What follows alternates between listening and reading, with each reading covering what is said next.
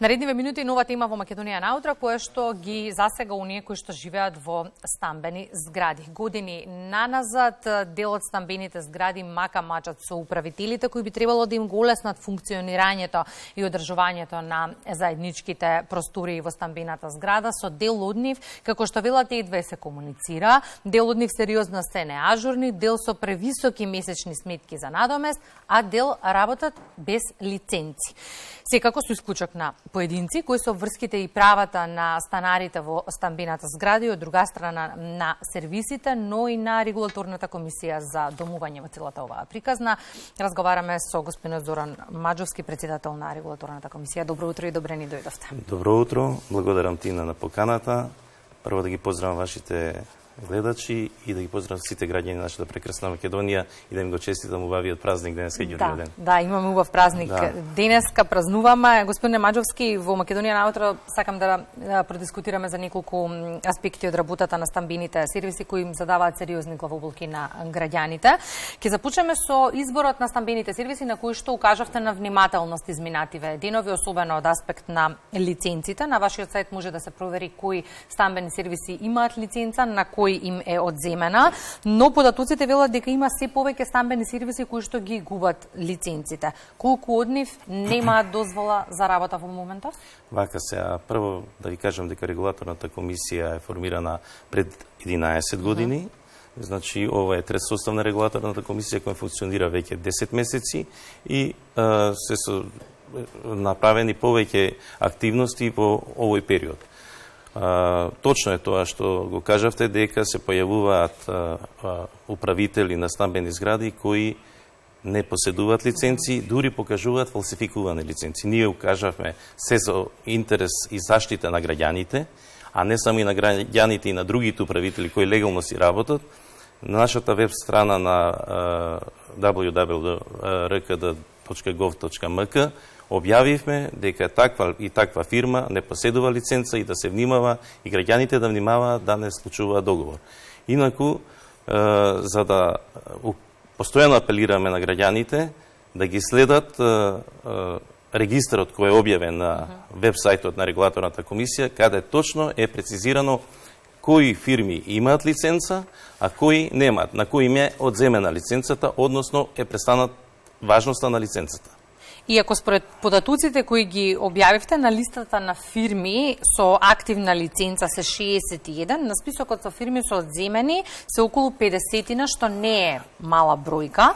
Кои услови треба да ги поседува една фирма за да има лиценца за работа? Прво да ви кажам дека оваа бројка вкупно од 2012 до денеска се издадени 111 лиценци. Добра.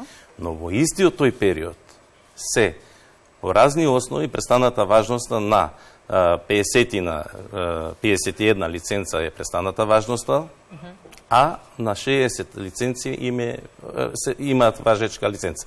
Сега, постојат повеќе основи врз основи на кои им е престанува важноста на лиценцата. Еден од основите е одземање на лиценцата од страна на регулаторната комисија, затоа што не ги исполнила условите врз основа на кои им е издадена лиценцата. Друг услов е затоа што едноставно одлучиле да не се занимаваат со таква управувачка дејност. И трет услов е затоа што кога им истекла лиценцата која трае 5 години, не ја продолжиле лиценцата. Значи, овие 51 лиценца не се одземени за една година. Значи, тоа е период од 12 години.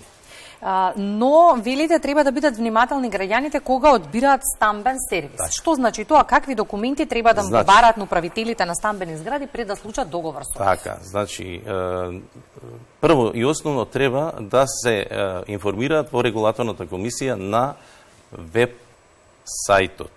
Да го погледнат регистарот на кој секојдневно се ажурира и секојдневно се покажува која фирма има лиценца, која нема лиценца.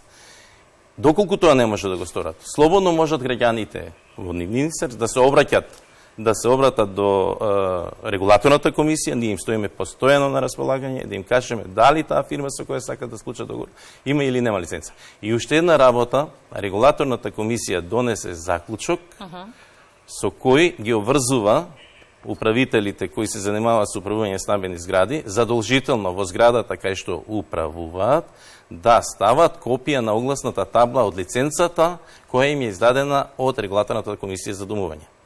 Расте бројот на одземени лиценци на стамбени сервиси. Тоа е темата со која што започнавме, но не е единствениот проблем со кој мака мачат граѓаните.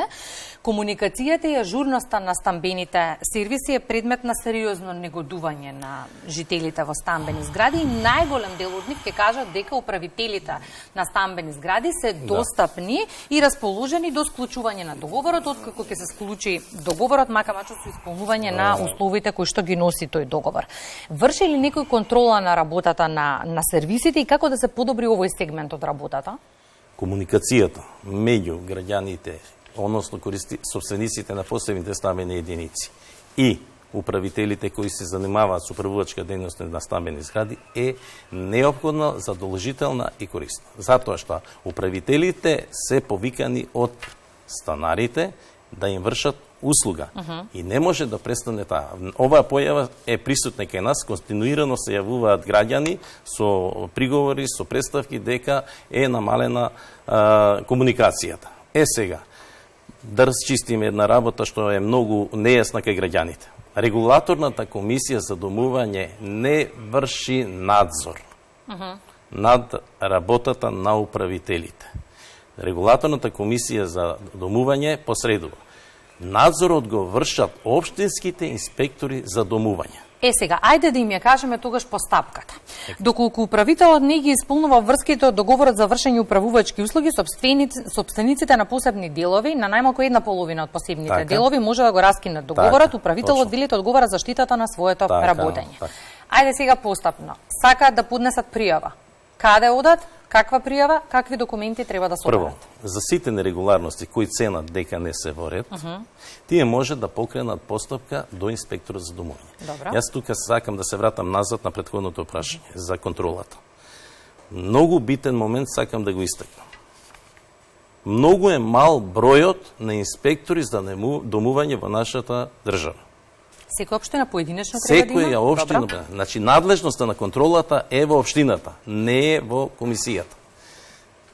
Само еден податок. Во град Скопје, инспектори за домување по еден имаат општина Карпош, општина Аеродром, општина Газибаба и општина Центар.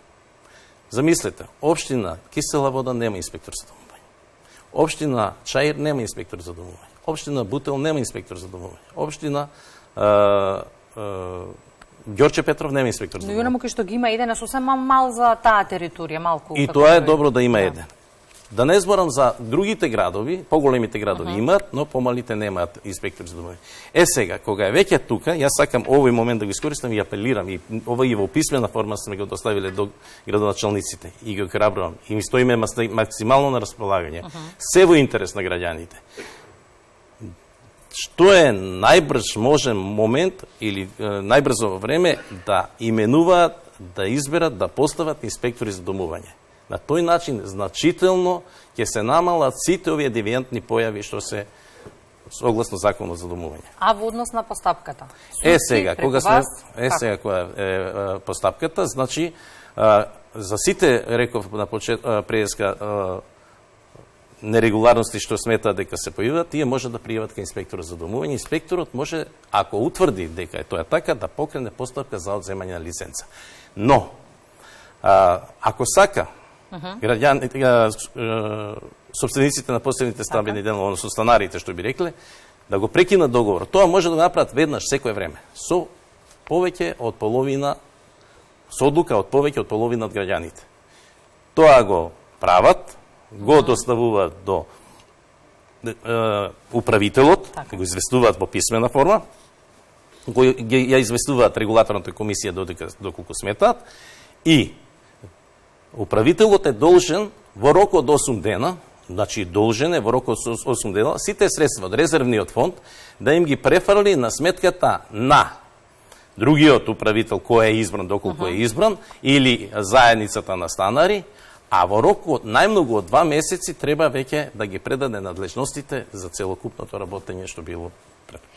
Покачувањето на месечните сметки без претходно известување на станарите изминативе месеци е забележано кај повеќе граѓани кои што имаат ангажирано стамбени сервиси и сега разбираме дека е економска криза и дека имаме покачување на сметките во сите сегменти од општественото живење, но треба ли управителите на стамбени згради да ги информираат станарите за покачувањето, да се консултираат дали им одговара истото и колкаво би било? Значи, сето она што е регулирано со договор меѓу станарите и управителите не може еднострано да се менува. Значи, тоа мора да се менува во согласно со станарите. Значи, еднострано качување на сметки или промена на било клаузула од договорот е неважечка. Значи, кажувам, еве, и на граѓаните слободно, нека смета дека тоа е невалиден документ. Значи, не може управителот самостојно да ги качи без да побара согласност од граѓаните со кои го склучил договорот. И велите има две сметки, една за тековни одржување и една за резервен фонд. Меѓутоа, голем дел од станарите ќе кажат дека многу ретко имаат и увид во финансиското работење на стамбените сервиси и дека извештаи годишни за работата речиси и да не им пристигнуваат. Така, значи, постојат две сметки, една е за резервен фонд и тие се пари исклучува на станарите. Они одлучуваат за што ќе ги наменат. И за тековно одржување. Управителот кога доставува месечна фактура, односно налог за наплата, е должен сите трошоци, сите што се наведени, да ги елаборира поединачно да ги прикаже во фактурата. И управителот е должен на граѓанинот, на поединецот, не само на сите, да им достави и колку е сметката за резервен фонд и колкава е состојбата на резервниот фонд. Тоа, значи, секогаш и месечно треба да се доставува во самата фактура. На барање на секој поединец, корисник, собственик на стамбена единица, должност е на управителот да му прикаже се што ќе му побара во смисол на резервен фонд, каде се потрошени парите, како се потрошени парите, дали е тоа легално, легитимно што е прикажано, сменети, не сменети електрични сијалици и лифтови поправка, не знам, канализации, заеднички делови, што се и така натаму и така натаму. Но не се лоцираат проблеми само кај стамбените сервиси, туку и кај многу од граѓаните кои што на време не ги исполнуваат своите обврски, односно не ги плаќаат редовно сметките. Има ли рок по кој оваа обврска може да застаре? Прво, како што имаат граѓаните права, имаат и своји обврски према управителите, како што се случи, како што кажав, како што е нотирано во договорите. Тие се должни да ги плаќаат своите надоместоци за кои се договорени, за кои им се врши услугата. Доколку не ги плаќаат, управителот може да и треба да им упати писмена опомена и доколку повторно не ги плаќаат трошоците, управителот може да покрене постапка за присилно извршување за наплата. И споминавте во еден сегмент од разговорот дека нема доволно инспектори во секоја општина кои што ќе вршат надзор. Покриена ли е цела територија на државата со стамбени сервиси? Колку ги има вкупно? Вака, значи лиценцата која се дава за еден управител за вршење управувачка дејност на стамбена зграда, таа важи за територијата на целата држава. Значи, во моментот има 60... Значи, Скопски стамбен сервис може да работи во Гевгелија. Значи, Гевгелијски стамбен сервис може да работи во Кичево, Кичевски може во Струга и така натаму и така натаму. Тоа е регулирано со законот за домување, така да во моментот вие рековте дека се зголемува бројот на одземени лиценци, меѓутоа се зголемува бројот и на нови фирми кои бараат лиценца. Така да моментално најголем број на управители има во Скопје, во Битола, во Прилеп, во Штип, во Струмица, во Охрид, во Куманово, горе-доле скоро сите се покриени. Имаат ли граѓаните верба во стамбените сервиси? Каков е впечатокот? Верба? Да. Ние како регулаторна комисија максимално се залажување во интерес на граѓаните да го вратиме оној изгубен, како да кажам, доверба, меѓутоа полека гледам со ова наша поставка со која објавивме фирми кои не поседуваат лиценци, гледам дека граѓаните полека им се враќа вербата во сервисите. Јас можам слободно да кажам дека управителите не се сите, не може да фрламе ние лоша дамка на управителите. Затоа кажавме во најавата, со исклучок на поединци, апсолутно. Представки што добиваме во регулаторната комисија, можам да кажам дека се отприлика десетина управители, а од 60-50 си ја вршат прекрасно работата. Така да довербата е присутна кај граѓаните. Благодарам за гостувањето. Сакам уште нешто да кажам, значи ние како регулаторна комисија сме секогаш отворени за граѓаните. И за управителите, максимално да помогнеме во секој сегмент на нивните нејасноти што се присутни. И отворената комуникација е единствен начин да се зголеми довербата. Благодарам многу за гостувањето. Благодарам на вас, секој време.